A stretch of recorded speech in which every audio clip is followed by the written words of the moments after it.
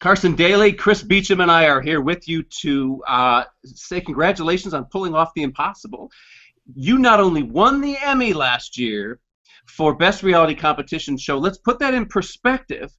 The show that was the first singing competition show out there, American Idol, never won, and rarely did anything ever get around Amazing Race. And you guys blew it away last year. How did you do it? Oh, thanks, Tom. Thanks, Chris. It's good to be with both of you. I appreciate your time. That's an amazing thing to hear, and we all were scratching our heads that day when they called our name, and beating the Amazing Race was incredible. There's all such great shows in that category, as you know. They're all well produced, and we were honored as a new singing competition in an already pretty crowded genre to be included in the nomination. That was good enough for us. The fact that we were still on the air on NBC after a couple of seasons was good enough. We knew we were doing something right that was connecting with America, and it had a real pulse to it. It felt like kind of the new show to watch. But yeah, to be the only singing competition to win an Emmy is really incredible, and to beat a great show like Amazing Race. I mean, that was just Cinderella's story. We're as stunned as you. Chris, this show beat Amazing Race, Dancing with the Stars, Project Runway, So You Think You Can Dance, Top Chef, and The Voice. Now, you're not only covered, Chris, this show for us, you're an actual fan of The Voice. So what is it? Let's ask you, how did it win? I just think it's got such a double layer of effectiveness. One, well, I want to hear what Carson has to say about that, but I think there are certain fans that love your coaches and really want to support your coaches, believe in what they do. And then you've got the artists as well, the people that we're getting to know over the course of the season. I think that double layer there is really what makes the show move, don't you? I do. I think, the gamemanship part of it is a lot of fun. The blind auditions are just sort of money in the bank for us. I mean, it was an idea that when we watched it from the Holland format, we saw the big red Captain Kirk chairs turn around, and we thought, are we going to Americanize this and lose the chairs, or put another color, or make them smaller? And that's a fun thing. It's just a device, but behind that fun device, and maybe juxtaposed with that sort of gamey element, is a tremendous amount of heart and storytelling. And when America was enthralled with watching people be judged and be told you're no good, we thought, can we be uplifting and positive? And that's where Mark Burnett comes in, and he's cinematic. And so you have that. You have the shifting of power. You have Jamie Lona, who's a 19-year-old kid who makes sandwiches in Chicago, turns 2 chairs around from singing a song when these superstar people knew nothing about this kid, and all of a sudden the power shifts to him, and he's interviewing Christina Aguilera and well, what are you going to do for me, CeeLo? And that dynamic, that shifting in power, we always thought was this great American TV. I mean, who can't live vicariously through that? So, plus the coaches' chemistry, it's part sitcom, part reality show. But all of those things, I think, are why the show does so well. You win or lose based on how smart or stupid you are at the Emmys in terms of episode submissions. And you submitted last year the Blind Audition Part 1. Blind Auditions Part 1. Mm-hmm. What will be your strategy this year, assuming you get nominated? I don't know. I don't know what our strategy is in submission. I mean, all of our, I don't send in the submission personally. I'm a accredited producer on the show, as you know, but that's not something that will run across my desk. I trust somebody at the network will send in, an appropriate episode. But from our producerial standpoint of all of the, 2-hour blinds that we run on Mondays and the 1 hours on Tuesdays, a 3-hour a week collectively, and we really try and there's a formula that we're trying to hit there with great yeses, great no's. Unfortunately, we try and start with such a high level of talent that we need good no's to make the episode work. Episodes with me, with families who are moving on, and unfortunately, me consoling families that will not be. So that recipe exists, and hopefully every hour that we produce. Chris, we know, you and I, that American Idol lost year after year because they foolishly submitted the finale. They know that they've made that mistake. Now, the producers have even told us that, and that if they get nominated again, which they did not get last year, that they won't make that mistake again. do you, looking back over the season, do you have a specific episode you think they? Chris, by the way, Carson is the master of Emmy submissions. You know, star after star comes to him for their advice. So, Right. I mean, people from Cynthia Nixon to Ty Burrell to Neil Patrick Harris owe their Emmys to this man right here. So, Chris, I'm putting you on the spot. What episode should Carson and the Voice submit this year? You know, Carson said it earlier. There's so much drama and so much energy in those blind auditions, and it worked last year. I don't know how you would go around that. Okay. What question do you have for him, Chris? During those blind auditions, you're backstage with the families. Tell us just about what that feels like for you, and do you mostly have an inkling as to what way it's going to go for those particular artists? So I'm involved in the very early stages of, you know, these great singers across the country being invited to the blind audition. So I wear a couple different hats. And when I'm in our executive callbacks and we're sort of vetting through this group of talent that we're going to invite to put in front of our coaches, and we're looking for obviously great singing, great stories, great ambassadors of music, people who will be great on the show and who are, you know, want to be on the show. So I get to know a lot of their profiles. So I walk into the day, which by the way is coming up in just a few weeks with Pharrell and Gwen and Adam. So the show's sort of always going on. Those are fun days, though, the shooting of the blind auditions. And I walk in there obviously with kind of a vast knowledge of who's who, and I see the rundown of the X amount that are going today and the amount tomorrow. And it's fitting that I'm with their families because I've already interviewed them with their families. I know why they're there. I know why this means everything. And so it's bittersweet days for me. It's people always say, "Oh, you look like you're really excited in there," and I say, I don't even know the cameras are on. I mean, I've never been a big fan of reality TV, to be perfectly honest with you. And when I shoot every frame of The Voice, I never feel like I'm shooting a TV show. I'm a music guy. I'm a television host. People know that about me. And this show is sort of the perfect show for me because it enables me to do what few skill sets I actually have. I'm a radio DJ is really what I am. And so those blind auditions are just, they're gut-wrenching, you know. I mean, in 1 minute I'm jumping up and down after 10 seconds and a chair turned, and then, you know, the next minute no chairs turn, and it takes about a good 6 or 7 minutes, Chris and Tom, for our artists to get back into that room the way we shoot it on the lot at Universal. And I swear to you, it's the longest 8 minutes of my life in a small room with cameras rolling with these families who've put it all on the line. But that's great television, and that's what it's about. We fake nothing. I mean, everything that's on there, it's as tumultuous as it appears to be. So how did Josh win this year, Carson? I mean, this was an atypical winner. Did you see it coming? I didn't. I don't spend too much time internalizing, who's going to win, who doesn't. In fact, as we get into the live show, I stay away from all analytics, and I step out when they start to really, we can look at numbers and all that the sort of thing, and as you whittle it down, you get into your top 12, especially, you start to see who's got some real social media weight, and I like to play the game. I like to be surprised. I like from my hosting ability on air to be as unaffected as possible. So I step back. Josh was a surprise for me. I thought Christina Grimmie, just because she was so young and was so self-made on the internet, was such a powerful thing for her, and her incredible talent. I thought that was going to be a tough combination to beat down the stretch. Jake, I saw really making a leap when he started singing pop songs a little bit, when he sang that Bryan Adams song, and another one there at the end that Blake had him doing. Blake's, when Blake looks in the camera and asks Nashville to unite, that's a pretty strong ask from one of the best country artists in a long time, and that's got to be 8 to 10 million strong right there. So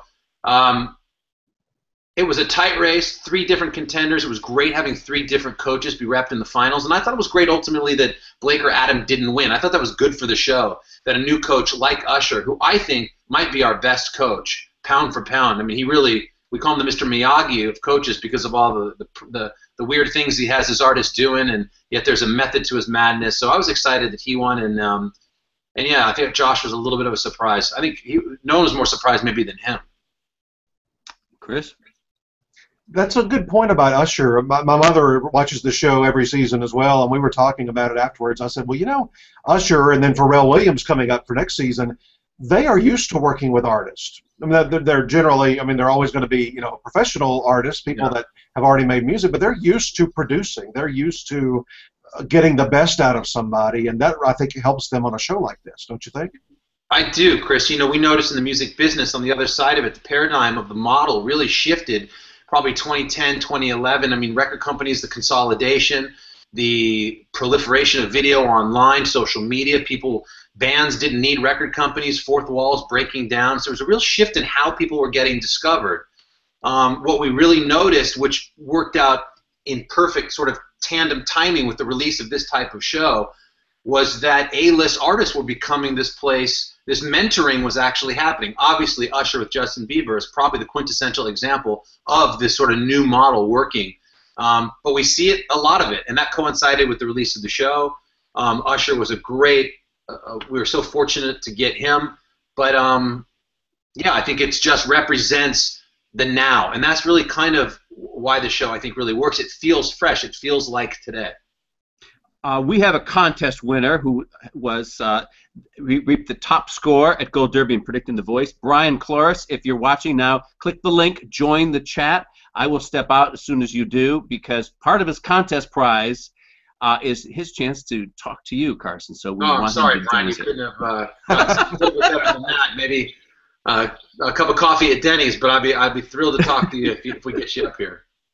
The other thing about Brian is, and all of the other people, is that it wasn't just the last week that they jumped in. I'm sure he picked the winner, but they had to accumulate their points over the entire lot, starting with the live shows over all of those weeks. So he was the best predictor over the whole course of the season. Wow, that's awesome. We appreciate it to Brian and everybody else just watching, and yeah, I mean that's amazing. There are some twists and turns this year, so I'm glad that Brian scored some points.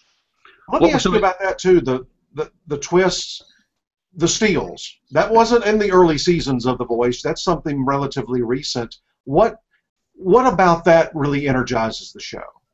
Chris, we noticed a little bit. I mean, it just, you know, by the way, the one great thing about The Voice that's been, especially we've had voting snafus. I mean, when we sit in meetings, the first thing we always say is we understand, you know, television and media today, and to have that 100% clear transparency with our audience. I mean, from season 1 we had an issue.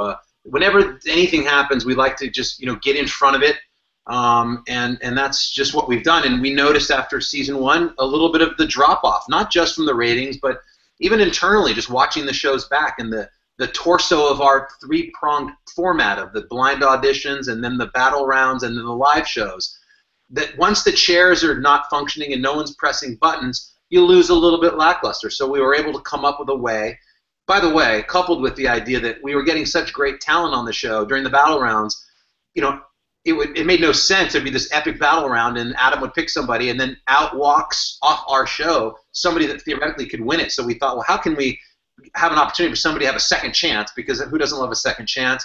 And how can we ignite a little bit more in this middle part of the format and get a little excitement? And we came up with the steal and shot it that way one day, really without knowing how it would work, and it immediately felt like this should have been a part of the original format. And I think internationally they've adopted that, if I'm not mistaken. But you know, and even this year we tweaked it a little bit. We went with a second battle round and added another steal instead of the knockout rounds. Okay, I'm going to bow out here. Welcome, Brian. Congratulations on winning our contest. Thank you. Okay, I'm saying goodbye here. You take over, Chris. Okay. Yeah, we'll talk to Brian. I want to hear some questions from him. But Josh would not have won this season had there not been a steal, because he was stolen back weeks ago. Yeah, that's a perfect example of that. And we've had talent on and off the show that almost have won it or come down the stretch, and you think back, wow, that was a steal. Or we had one girl this year who I think was on 3 different teams thanks to the double steal. So it's something that's definitely going to stay in the format. Well, Brian, take it away. What would you like to know from Carson? Well, first of all, thanks for having me. Great to meet you guys. I think you're talking about how you won the Emmy last year, and I think personally, aside from the basic things as far as the contestants and the coaches and things like that, I feel like The Voice is different because it's a very well produced show. It looks good, the lighting is good, the band is great. I feel like a lot of the singing competition shows, and this is the only one I watched, by the way. It's the only reality show I watch, and I've watched it from the beginning. But I feel like even like some of these shows, like during the live performances, like the sound isn't great. The audience drowns out the performance. And so what I'm wondering is that, was there a specific intent going into this show to make it look different and feel different on a production level that sort of, to me, elevates it and makes it easy to watch and a very clean show to watch? Well, thanks, Brian. Again, congratulations for winning. Thank you for watching. And I love Daniel Day-Lewis, so I love the poster behind you. That's a good point, though, man. Honestly, this is a music show built for musicians. I mean, it's almost like the FUBU effect, sort of for us, by us. I mean, it was, they came, to me. I was one of the first people early on. I'm a music guy. I was in NBC's office pitching, shows, and they're like, oh my gosh, we have like a music show. Then we got Mark Burnett, who's one of the best producers in the world, if not the best. Adam Levine. So two words that we really threw around a lot were credibility and authenticity. Those were things that we wanted from the music standpoint. We thought if we could create a music show at the highest of levels and then just put it on TV, that's going to be a winner.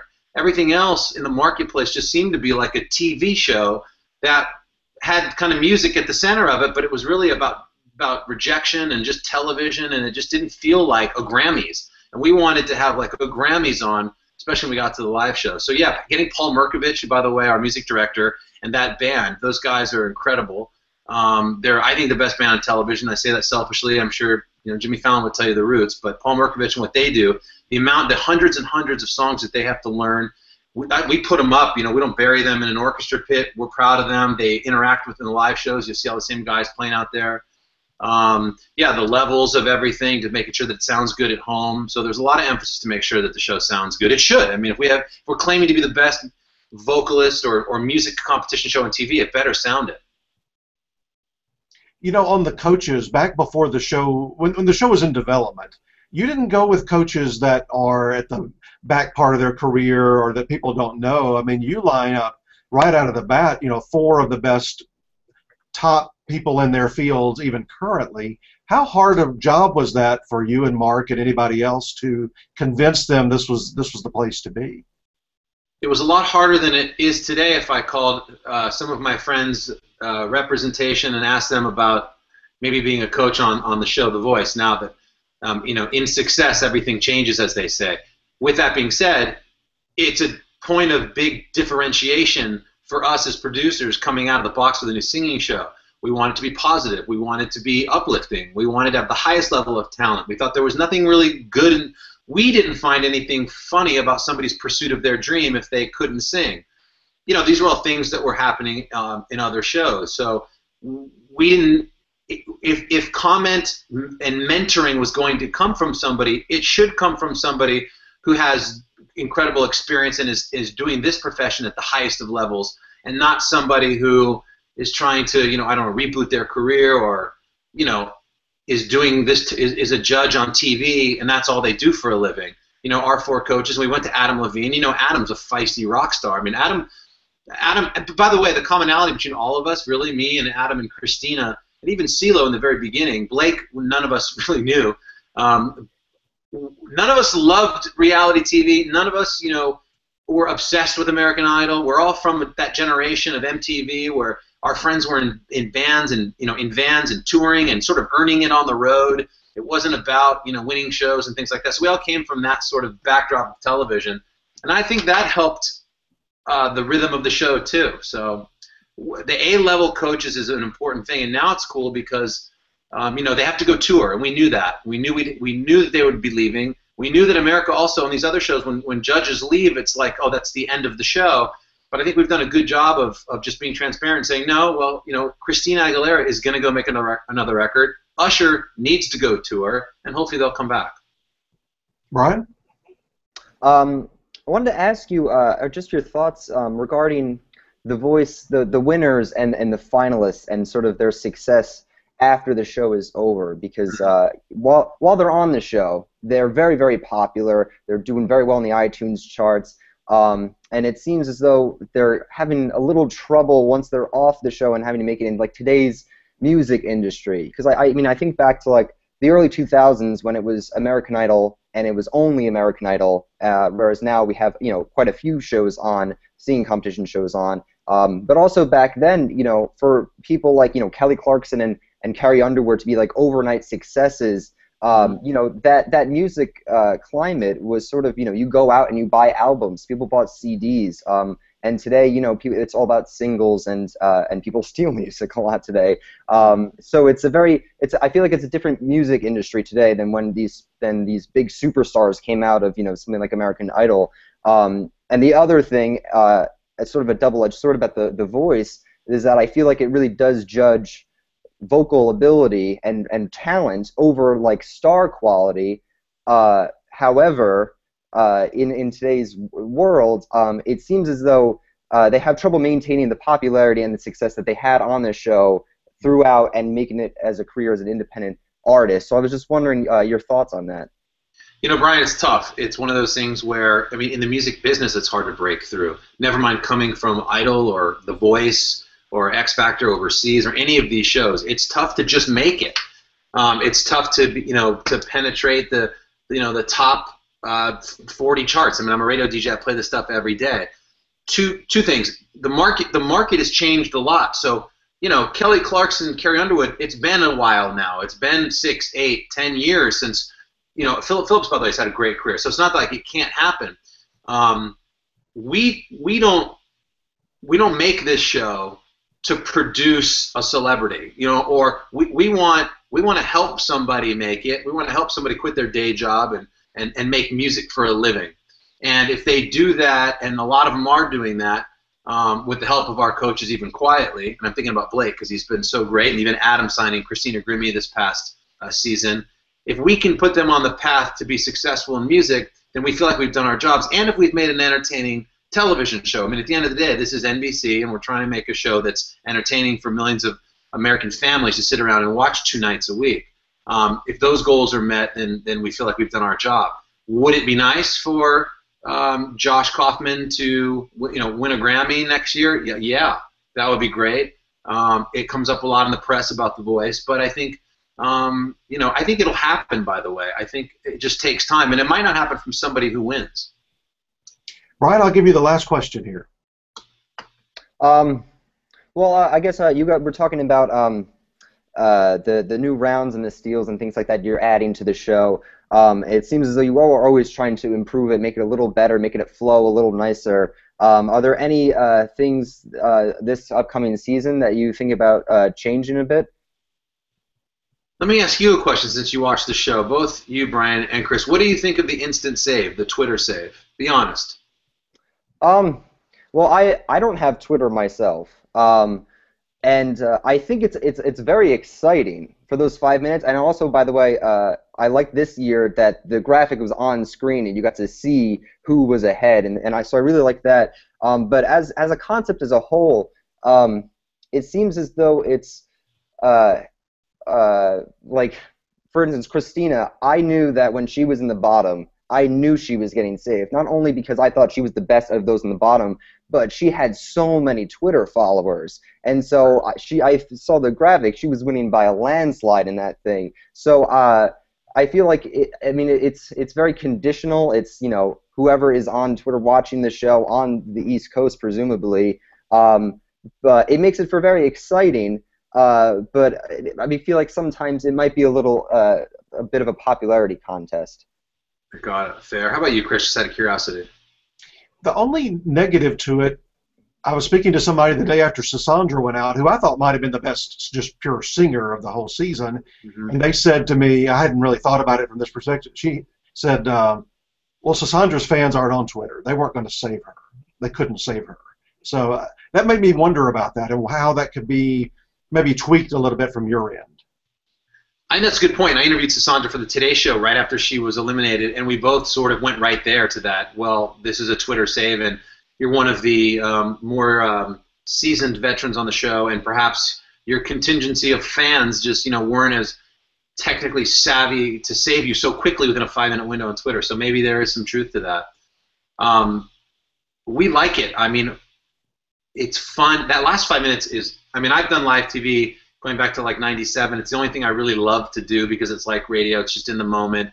But to walk out there that without a net and we open up that window and I only get it in my ear when the window's closed. I mean, it's really exciting. And as a fan of television, it's hard not to really just in that moment go, this feels like event television, which of course what we're trying to make. But I know there's been issues on the West Coast, especially. I've had to try to explain to people, if you just follow the show on Twitter at about 5:45 Pacific Standard Time, you'll be alerted who's on the bottom three, and you'll have a chance. So you can participate in the Twitter save nationally, but it's harder for some people to grasp that. I know it's had its controversy. I'm a fan of it. I mean, I like it. I don't think it's going to go anywhere. But as I've always said, we reserve the right to tweak some of the things in the show, Brian, which might go back to your question. What are we going to do? And I think we're still kind of looking and post-morteming this last season, and we'll see if we make any tweaks for season 7, which is quickly coming. I mean, we start shooting in like 2 weeks.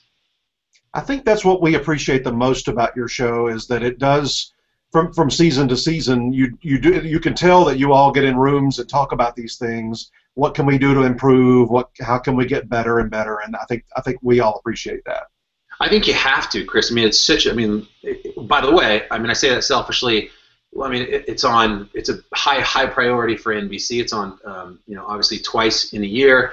It occupies a lot of hours of television. It behooves us to certainly do that, but I think we would anyway. We did even after season 1. We understand that in today's day and age of producing television and with these shows as competitive as they are, and I'm sure scripted does this as well, every viewer that you get watching traditional media in any sense is a precious one, and it's smart to sit back and look at the product that you're making and go, all right, like, is this up with the times? Are we doing the right thing? Are we staying?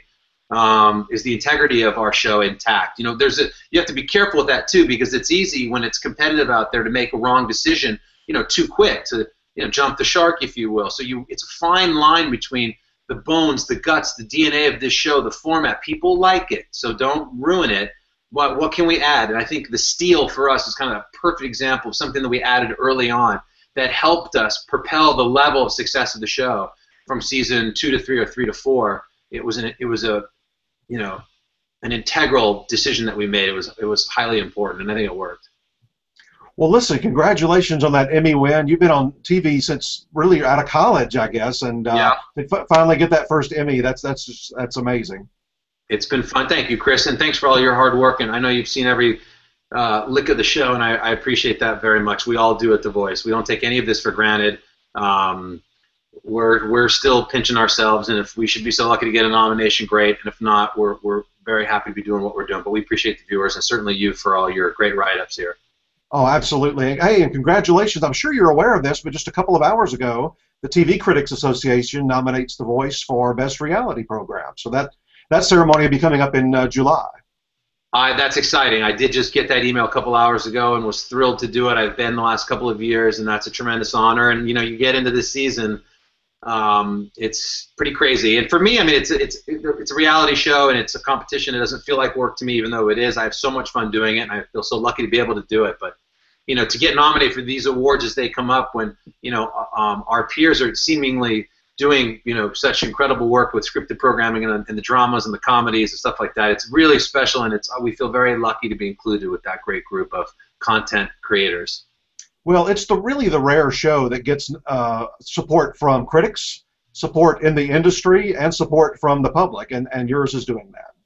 Well, thank you. I appreciate that. And I think, Brian, what you said earlier about just the emphasis of the level of production all the way around. So I can only say on behalf of the over 500 of us that are working all the time. These are guys that are tweaking sound, all the crew, the spotlights, the music. I mean, every little bit of it. If everybody's not working at the highest of level, then the level and the quality of our production suffers, and it doesn't, because we have men and women that do the best job in the business, and that's why we get, if we're lucky enough to get nominated, it's because of the collective. It's not because of Adam Levine and his Sexiest Man Alive.